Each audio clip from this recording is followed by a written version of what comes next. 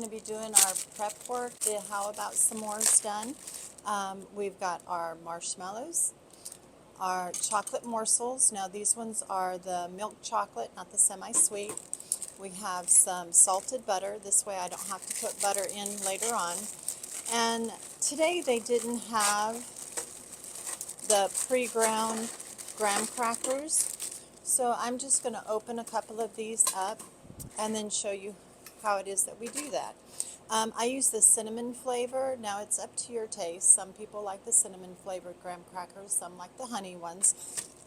So I'm just going to kind of chop these up just a little bit.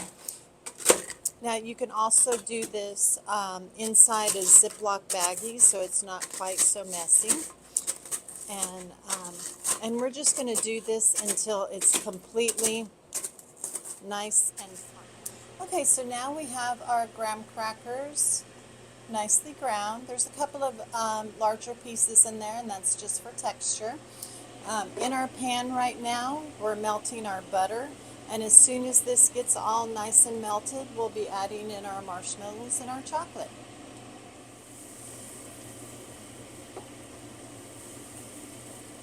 Alright, so now we're adding in our marshmallows. Now I just cooked the butter until it melted. Some people like to do the brown butter, but for this I'm just going to try and keep it simple.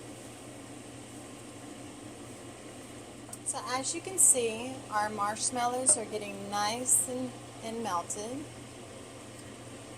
All of that butter is starting to incorporate really well. So the way that this particular flavor came around is we had an employee. Her name was Sophie. She worked with us quite a few years ago. And we were trying to figure out new flavors for our weekly flavor. And I think it was right around the 4th of July, or at least around camping season. And she really liked s'mores. And she was like, so do you think that you can make a s'mores lumpia? So this is what we came up with. So our marshmallows are nice and melted, so I'm just going to start out putting just a little bit of the graham cracker. And we don't want to mix this up too much. We do want to make sure that when you get a lumpia that you don't get just graham crackers, but this is a s'more, so we need it to be kind of chunky so that whenever you bite into it, you get a little bit of marshmallow, a little bit of graham cracker, but we don't want this to be like a graham cracker marshmallow. We just added just a little bit more graham cracker. Like I said, we just want to make sure that this is a little bit chunky and not too mixed together. And it's going to look real messy, and that's okay. What I'm going to do with this right now is I'm going to pour this into my cooling pan. And really, if you make these, we make these in batches here just because it cools off really quickly, it gets very sticky, and this needs to be something that we can work with. So as you can see, it's already starting to cool off and get really, really sticky.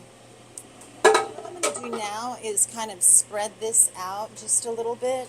And as you can see, some of these areas right there, you can really see the graham crackers not real well incorporated, and that's what we're looking for.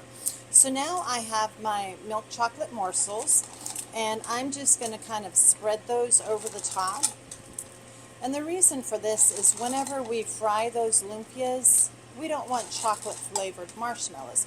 We want you to bite into the marshmallow and the graham cracker and have all of these as individual flavors that are melting together. So I'm just going to put a little bit more in there, and then we'll be on to our next batch. So this is what it looks like whenever we're done putting everything together. So here, just as soon as it cools off, we'll be rolling these into a lumpia.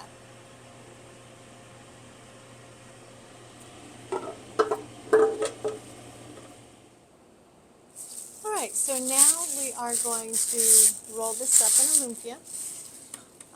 You can use like a 1 scoop. It's 1 ounce. You might want to oil it just a little bit first so that it doesn't get too sticky on there. Whenever you do these, I would suggest that you just let it come to room temperature. If you try to refrigerate it, then it just turns hard as a brick. So we're just going to take that and spread that out. We're going to pinch it together, tuck the end in, roll it forward, close the ends right there. Make sure that it's nice and tight. Use the water for my glue, and then just roll it up. There we go. Let's do one more. All right, so once again, remember my scooper is a little bit oiled. Now that's a little bit. Don't go putting like a whole tablespoon or something in there. Just use a paper towel and wipe it off. Sometimes if it's too sticky to do that way, then I will use a biscuit cutter. But for right now, we're just going to do this. And as you see, these chocolate morsels are whole, so that whenever we fry these, they're just going to be this explosion of chocolate whenever you get them. So once again, just pinch them, tuck the ends under so that it's nice and tight, roll it forward, bring the ends together, and then make sure that you have a nice tight roll. The reason why we cook the marshmallows ahead of time is so that you don't have pockets of air inside the lumpia. So if you don't roll them tight, then you'll end up with those same pockets. And you want this to be solid all the way through.